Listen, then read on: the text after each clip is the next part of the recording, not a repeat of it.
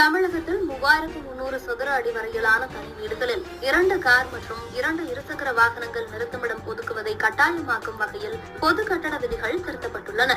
இதுகுறித்து விரிவாக பார்க்கலாம். தமிழ்நாட்டில் தனி வீடுகளுக்கான கட்டட விதிகளில் புதிய மாற்றம்.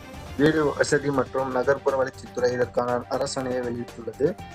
புதிய விதியின்படி 3300 சதுர அடி வரையில் உள்ள வீடுகளில் 2 கார்கள் மற்றும் 2 இருசக்கர வாகனங்கள் நிறுத்துமிடம் கட்டாயம் ஒதுக்கப்பட வேண்டும். 3300 சதுர அடிக்கு மேற்பட்ட வீடுகளில் 4 கார்கள் மற்றும் 4 இருசக்கர வாகனங்கள் நிறுத்த இடம் அவசியம்.